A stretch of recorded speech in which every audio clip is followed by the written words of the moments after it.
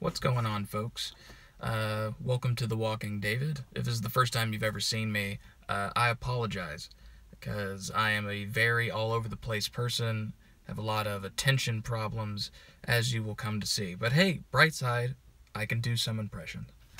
Um, I wanted to sort of discuss Game of Thrones, Season 7, Episode 4.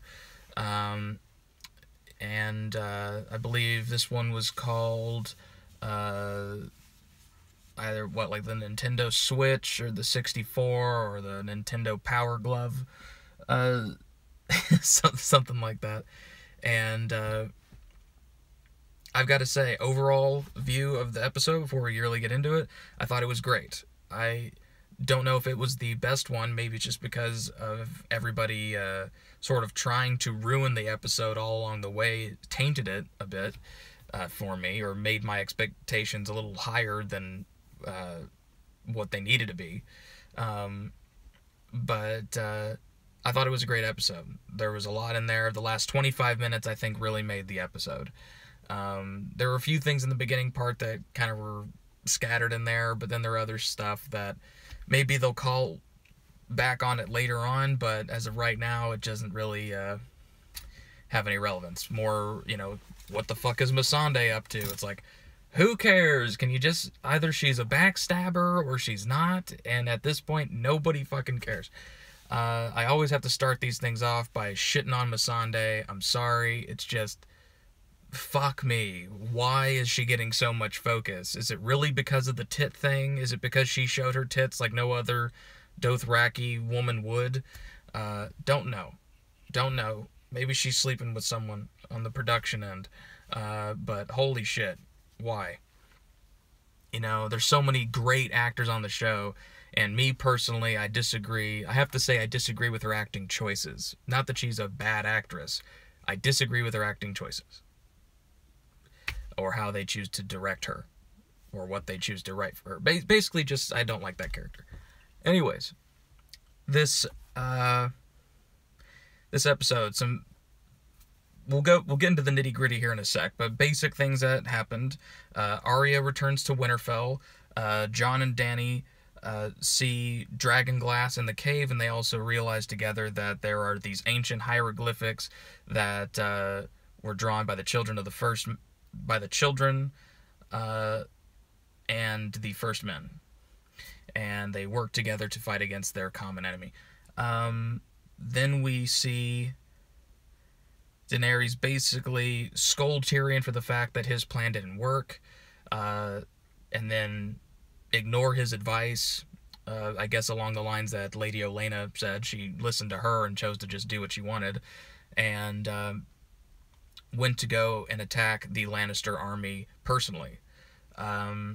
We see her bring the Dothraki to Westeros and finally fight an open battle against the Lannister forces, right after the Lannisters had already cleared out Highgarden and all of its gold and wealth, basically, and just left it as an empty shell.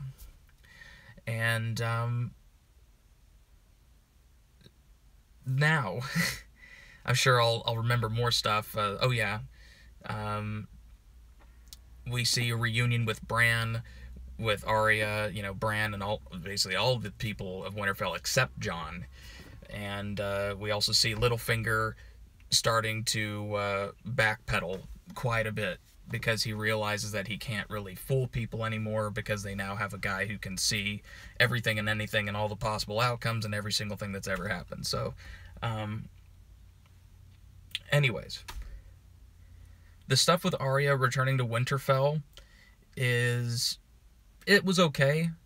I think it was a little anti-climactic for a lot of people because they thought like it was going to be like when Bran and Sansa saw each other, but then it's also been a bit soured by the fact that, one, Bran was just kind of this emotionless zombie when Sansa hugged him, and Arya is like this hardened warrior, and now Sansa's, hugging her and stuff, and it's just like, it just doesn't match. It doesn't seem right, because we're not used to seeing this. I mean, even as the audience, we're meant to feel really uncomfortable while watching it, because it's like, you know, you're not the same anymore. If you left as each other's sisters or siblings, you are no longer those things. Just like how Bran is the three-eyed raven. I'm not Brandon Stark anymore. I'm the three-eyed raven. I'm not the Lord of Winterfell. I'm the three-eyed raven. The same goes for Sansa and Arya. Arya is a faceless person, and she is a lethal assassin. And she's done horrible things. She's seen horrible things. She's, you know, ridden with the arguably some of the toughest people in the world, and has been completely hardened by the people that she has been the protege to. You know, the Faceless Men, the Hound, Syrio Forel, we literally get to see, when we see Arya and Sansa, are basically the two arcs that were possible. Either Arya could have experienced Sansa's arc, or Sansa could experience Arya's arc, and now they're coming together, and you see just how much being on certain sides of the line makes a difference. You know, Sansa was right there and saw her dad's head get cut off. Arya didn't see it, she just heard it. But was affected more by it, probably because she didn't witness it. It made Sansa weaker at the time. It made Arya stronger and want to survive more to best her enemies. And Sansa kind of just cowered and just took the abuse. And although Sansa thinks that she is a hardened person now and she has all this wisdom, it's like, you have wisdom, but you don't have functional wisdom, practical wisdom, wisdom that will help you in the future. And I don't buy into what the show's trying to do and make her all of a sudden an expert at ruling and knowing, like, oh, this house has the grain and we need to get all the grain for the winter. It's like, you've never experienced, like, war before. We've never seen you do that. I don't get where you get this knowledge from. Who told you this? Was this like in the interim you read a couple of books? I mean, what were you doing? They never even show a hint of her having any interest in war until she meets with Jon. And just because she sat back and watched Jon win a war for her, she now acts as if she's a fucking expert. And it's kind of insulting. I think it's really insulting that Sansa thinks that she's smart enough already to handle such things, because she's not. Her character is not. She's just like Cersei, she's got a lot of this pseudo power going. I'm sweating because my car's off and it's hot. So I might turn it on here just for a second, at least get some airflow.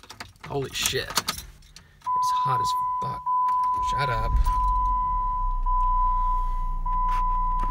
My apologies. Sorry, I need some air going. Sorry, the air is right here, so I apologize. I'll try to talk just a bit louder because I don't want you guys to have that affected. But the stuff where Arya and Brienne kind of meet each other again, and they have this very sweet interaction with each other, it does a lot to Arya. It shows a lot for Arya's character and Brienne's character. Brienne was kind of in this confident position, thinking that she was kind of the head honcho as far as, like, female soldiers, and then here comes along this battle-hardened, you know, I would say, like, 15-year-old or so, and, or, you know, well, I guess she'd be, like, 18 or so in the story, but, you know, battle-hardened kid who can give her a run for her money. And she respects that, and Arya respects Brienne even more because she saw her defeat the Hound, and also she kind of represents everything that Arya wanted when she was a kid, growing up. You know, she wanted to be a soldier and a knight. She didn't want to be the, you know, I want to fight with the, she was a tomboy. I want to play with the guys, I want to fight like the guys, I want to do guy stuff. I don't want to play with Barbie dolls. And the famous That's Not You that she did to Nymeria a couple episodes ago. I love her genuine affection for people who she admires. She's very much like Jon in that way, because Jon, if he really admires someone, you can just feel it when he meets them. Like, he just has this overwhelming amount of respect that just can't be ignored. And I think that's great, because it's nice to see Arya have someone that she can look up to and be happy to meet, and you know, and get some confidence, get to show off a bit, you know, and we really get to see a lot of her skill sets, and her sleight of hand, and her ability to fight when she's fighting Brienne, like all sorts of different things. You see Syrio Forel in there, you see the waif in there, and then you just see some new stuff with her doing the flipping the dagger and doing that. We never saw her learn any shit like that, at least as far as I remember. We saw her use like a bow staff kind of thing, or the broomstick, but we never saw that dexterity skill that she had with, and I think that's really, really cool to be able to see that, because it's like she's even better than we realized. And it's the Jon and Dany stuff was, I'd say, a little bit cheesy, although probably necessary in the long run. It definitely seems like they are kind of going the route of they're gonna hook up or whatever, because you can just feel this tension there. But I don't know if they're gonna turn it into like a loving familial respect, or if they're really gonna go the they're gonna hook up route and unite or get married or something.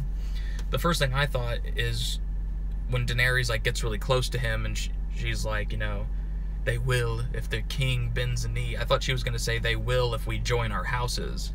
That's what I thought was going to happen. And I think they wanted you to think that that's what she was going to propose. This tough woman almost proposing marriage to Jon, as opposed to Jon doing the same, doing that instead. And a lot of dragon glass. That was cool to see how sparkly it is. But the drawings, the hieroglyphics overall, I was like, those could have been a little bit better. Those looked like the production just didn't have time to draw anything, so they just kind of did these quick little things. It's like, yeah, my friend Alec was even saying, you know, like how the White Walkers and the Night King and stuff were drawn like perfectly, or very accurately anyways, and then the rest of the things, like the weirwood trees, are just drawn as like little symbols. It was like, it looks like something that I would have done if I was like, man, we need to fill the frame with something. Put little hurricanes everywhere. It was, yeah, I don't know. Moving past that, oh yeah, we also see Theon come back to Dragonstone, and he sees Jon for the first time. At least I believe that's the first time he's seen Jon. For seasons, like I think like years. And at first, for some dumb reason, I thought he was going to hug Theon. I don't know why. Maybe that was his first instinct, and then it slowly he kind of remembered, like, oh yeah, you fuck, like you did all these horrible fucking things, especially in Jon's mind, thinking that, you know, Bran was dead and Rickon's dead, and because he doesn't know yet, I think that Bran is at Winterfell. But he will soon enough. So the Arya stuff was alright. Jon and Dany stuff was okay. The battle, the end part of the episode that everybody really loves, I think they're calling it the Field of Fire. Is that what I've seen that title jumping around a little bit. I don't know if that's really what it's going to be called, but that's what some people are calling it, the Field of Fire. And to get to see the Dothraki fighting the Lannisters, and just the different styles of fighting, for one, the formality of their fight versus the brutality and ferociousness of the Dothraki fighting, you know, against one another, it was just, it was great. I think it was really well done. It was, hold on really quick, let me see here. My screen just got darker all of a sudden, so I was concerned that there was something wrong there. But I thought Jaime did a fantastic job in this episode. You get to see him be the brave warrior that he is, and stand by his people, and be very Tywin-esque in this episode. and how you even see that he's struggling still with the news that he just heard from Lady Olenna that she was the one who killed Joffrey and not Tyrion. And you know, Bronn, the thing that I wish they would do a little bit less of is Bronn having this magical quippiness where he goes like, Queen of Thorns, you know, slide one more thorn in before she got plucked, or, you know, whatever the fuck he said. And I'm like, you know, he doesn't have to be like a visionary genius. Can he just be like, why are you upset? You went in fine, you came out upset. Why are you upset? He doesn't have to, you know, basically act as if he just watched the last scene and is now asking questions. It's a little too much. Anyways, Jaime was extremely brave, so was Bronn. Bronn was a fucking beast in this episode.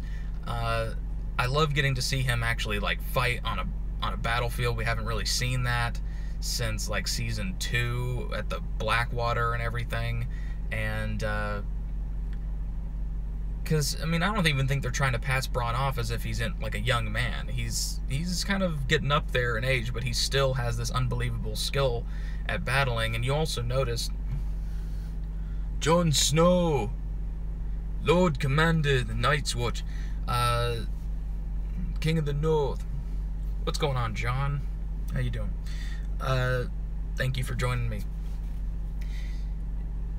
What I was gonna say is you get to see that Bronn is sort of the intermediary between the Lannister army and the Dothraki, because the Lannisters are in like armor and have spears and stuff like that, and the Dothraki are a lot more on horseback and have no armor at all, really, so that they have free mobility. And Bronn doesn't wear armor. He doesn't wear a cloak. He uses, you know, daggers and stuff like that and fights dirty, just like the Dothraki do, which is why I think he prevailed so much in this battle, because he was able to adjust his skill set and the other men weren't. Because it's sort of like the American Revolution in a way, where you see like how the British were coming in like a perfect line with their spears. I'm doing this because I'm thinking of the Revolution, where, you know, they have their muskets and they're firing arrows very calmly and going like, knock, loose, knock, loose, and then like the other people are just like, fucking just stab them, and then they lose horribly, because war is war, and it's a battle. It's not a chess match. And let me see, what are these people saying? What's up, Steven? In a hole somewhere north the wall, it was horrible. What the fuck? Got the whole cast here. Stop crying, Bran. Losing a hand is horrible. You pushed me out of a window. Who the fuck? Who sent you guys? This is crazy. This is madness. I love it, but it's weird. I've never had this happen. Surprising, right? There's so many people with Jon Snow accounts, Brandon Stark accounts, Jaime Lannister accounts.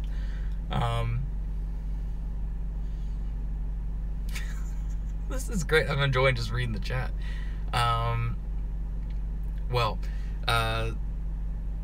What is the thing that they were firing? The giant arrow. Was it the scorpion? I think that's what they call it. It's as my friend Alec was saying, it's a very ineffective weapon as far as, you know, ease of firing it. And I think they're trying to show that, where, you know, Bronn is a single man. If you're having to operate it, it's fucking like damn near impossible. You're having to, you know, load it, crank it, aim it, and it's huge. And so, you know, you have to be able to hit something that's moving with something that has never been shot before, at least as far as we can tell. It's I don't know. It was very interesting to see that done. I thought it was cool that Bronn was firing it. At the same time, I know a lot of people had an issue with the fact that Bronn was the one to hurt a dragon, but it's like, come on. He's fighting in a war, he's fighting on their side, he's against, he's on the Lannister side in this battle anyways, and I think it makes complete sense as to why he was the one to do it. And we got to see a lot of great character traits of Bronn, his bravery, the fact that he is more than, as I think Secrets of the Citadel said, more than just a simple sellsword, because he left his gold and he just, fought and he tried to save people. And I think we've been seeing that for seasons. We just never really had a chance to see him act on it. But he always seemed like more than just a sellsword after, I'd say, like season 3. He always seemed like he had deeper layers to who he is, and he actually, like, genuinely cares for these people. Like, he cares for the Lannisters, he cares for Tyrion, he cares for Jaime. Because you rarely... he almost has a relationship with Jaime and Tyrion like Robert Baratheon had with Ned Stark, where it's just like this, a ton of respect. And if you imagine them aging like 20 years, they would probably be in very similar situation. Like, use each other as one another's hand, or would use each other as battle generals, and they would just have a huge amount of respect for one another and want to work with each other all the time if they could. Let me see this. I'm out, guys. Bran discusses me. No, John, do not leave, please. I mean, I can see the future. If you do that, you will die. Yeah, I know. Engine's running. Shut up, Bran. You are as stupid as Joffrey, Cersei's children. Hey, guys, if you're watching right now, go ahead and give this video a like, please. And subscribe if you haven't subscribed. It means a lot. I appreciate it. It's,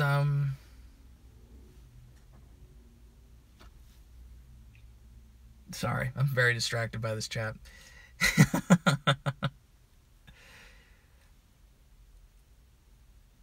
The scene that, like, in the battle, when Daenerys is blowing up all the wagons and she's setting all these men on fire, I think you see a lot of people questioning her leadership in that moment, or at least we will see a lot of people questioning it, just because, it's one thing to side with someone who has dragons, but to actually see them in use and see the horror that they cause is another thing. And I think even Tyrion saw that, where he saw just like all of these people that he grew up with, who at one point he was on their side, and they're all just burning in their armor and, blowing away in the wind because they're just ash now. And it's horrifying. And he now is also in this quandary of seeing his brother on the field of battle trying to fight the woman that he now backs. And it's because the reason it's a quandary is not because it's Lannisters there, but it's that he and Jaime have always had this close relationship that, from day one, and Jaime and him have always had respect for one another, love for one another, and they don't have the same kind of rivalry that Tyrion and Cersei has. If it was Cersei on the field of battle, Tyrion would be cheering the dragon on to kill her, and as would Cersei. But the whole point is that we're aching for both sides, and we don't know who to really root for in that moment. Daenerys' side or Jaime's side. And there's a huge discussion going back and forth as to who was right, who was wrong, who to back, who to not back. So, I love the part where Jaime picked up the spear, and instead of being cowardly, you could see in his face that he was going to make the decision that if I'm going to die, it's going to be on the field of battle and nobly as I can. And then he just picks it up and charges at a dragon. And I mean, it was a badass fucking scene. Seeing a guy, a knight on horseback with a spear, with a golden hand, charging at a dragon, and then the dragon shooting flames at him, and I believe Bronn knocking him into the water. Now, my theories about this, and that my friends and I discussed, were Bronn knocks him into the water. He starts sinking heavily because he has all the armor on, so he weighs like a shit ton in his armor, and he's just going to sink to the bottom. Bronn is going, since he doesn't have any armor, will be able to swim down and save him and rescue him. But he will have to remove his armor and probably lose the hand in order to, and just leave it there in the water. And if not that, the hand might have gotten welded, to his arm. He might be burned on part of his face. And, I even thought that Daenerys might have him saved, like have some people save him, just so that he could command his people to bend a knee. Because that would make sense, and that would be something that Tyrion would probably suggest. We need to save him and have him do it because he wants his brother to live. He doesn't want to see his brother die. He's the only person in his family that he ever cared about, really, and he doesn't want to lose that, which is understandable. But it does show also, someone was mentioning this, and a lot of people are actually, is Dany's choice to destroy all the wagons that had like grain and food, like, just, it shows that she doesn't think things through. I mean, she's just caught up in the moment, and she's just kind of this character who has this bloodlust and for the Iron Throne, and the whole point is that she doesn't want to be the queen of the ashes, and that's why we see those people in ashes blowing around, and it's because that's what she's doing. She says she doesn't want that, but that's what she's doing, and her actions speak louder than her words. And so as much as she claims, I don't want to be, you don't want to be queen of the ashes, she's not following that suit. And here's the thing, I've also noticed that she rarely says the Queen of the Ashes thing. People say it to her, like, this is how you should be thinking. Like, Tyrion says, you don't want to be the Queen of the Ashes. You're not here to be the Queen of the Ashes. Jon was saying, you'll be ruling over a graveyard. Like, all these people keep hinting at her, listen, if you keep doing this and going the way that you're going, it's just going to get worse. And I hope she takes heed to that, but I think the whole point is that as hard as she tries, she just can't fight it. And the only way that she would ever be able to not be the Mad King or the Mad Queen is if she had a good king to calm her down and to make her think sensibly. And that's not meant to be misogynistic, okay? That's just for the show. Like, if Jon and her did presumably hook up, Jon would be the cool-headed one, no pun intended, but just because he's more pragmatic. He actually thinks about these things. He has experience in war, and he also knows how to get men to truly follow him as opposed to, out of fear, get people to follow him. So, follow him out of love, not fear. There we go. Let me see. What was that comment here? Brandon. Jaime has fallen in a pit of water. He had a vision, a black screen with golden names on it. Matt Shackman. He wants to find out who this is.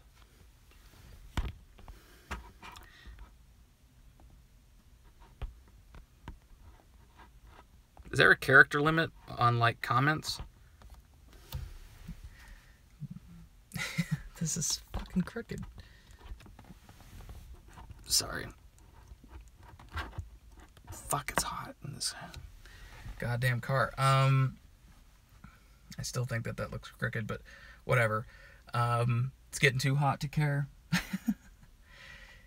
The episode was really, really good. He wonders about that for days. He does not know who the director is, and Bronn just randomly dies because George R.R. Martin had a bad day when he wrote this.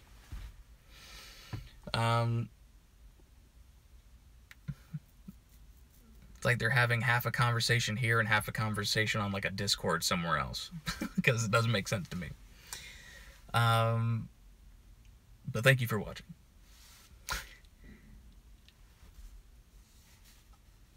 I think this episode went to show a lot of the characters who they truly are.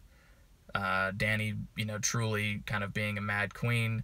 Tyrion kind of showing that he has a lot more Lannister favor in him than he realized because of Jaime. That Jaime really has kind of a self-hatred right now and just anguish due to the fact that he has done so many things, due to the fact that he believed Joffrey was killed by certain people and he didn't realize that this old woman was responsible for it. And, wait till he finds out that Littlefinger was involved. If he lives, but I'm sure he will. I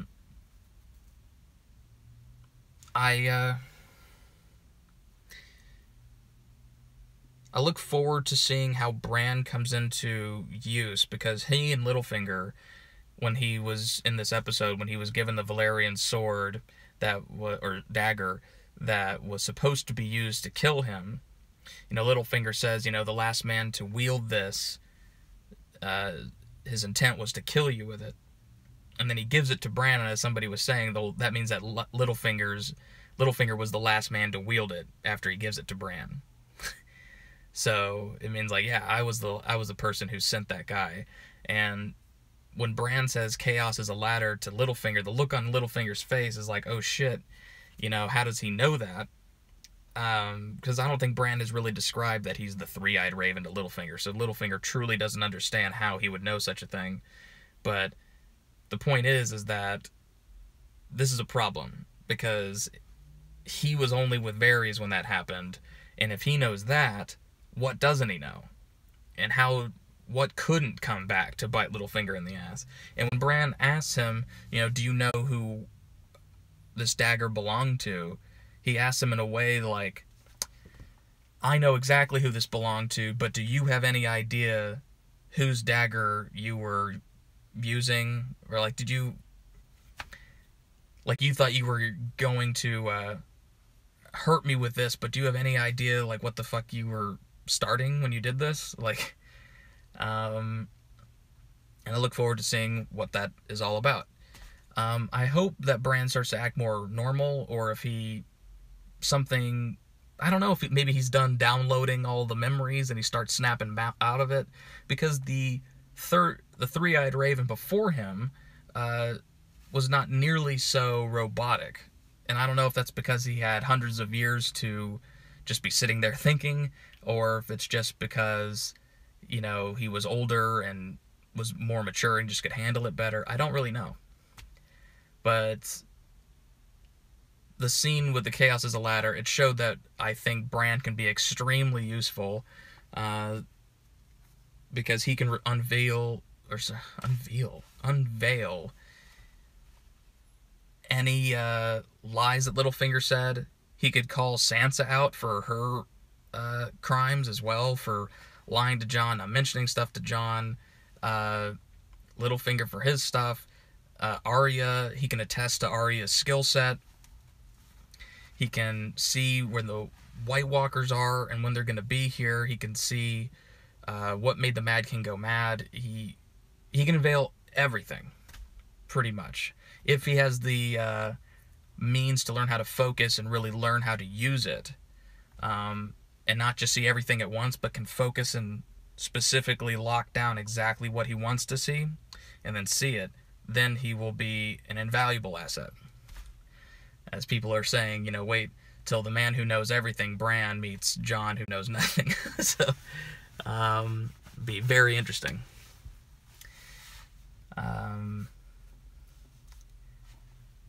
It'll be very neat. But it was a great episode. I will say this, though. To people who try to spoil this fucking show for people ahead of time, fucking stop it. I don't know how else to say it, but the fact that so many people leak this, even when people are asking them not to leak it, asking them not to share it, in public discords and just in chat rooms, and telling the entire storyline, revealing all the season 8 scripts and all this stuff. It's just because you read the books or pissed off that the show isn't going your way doesn't mean that you should try to ruin the show for other people.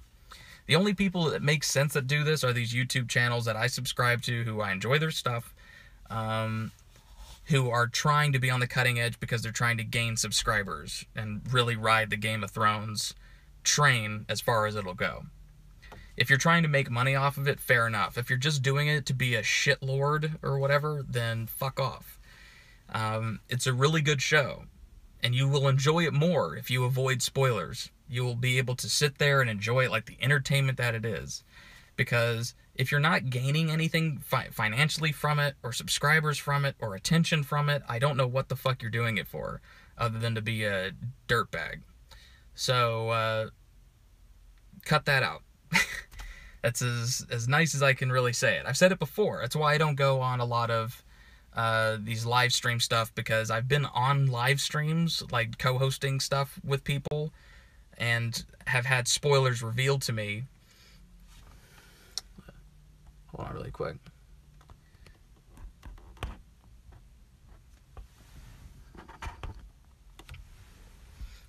I have had stuff revealed to me that I didn't want revealed, and it made me so mad I wanted to leave the live stream in the middle of it.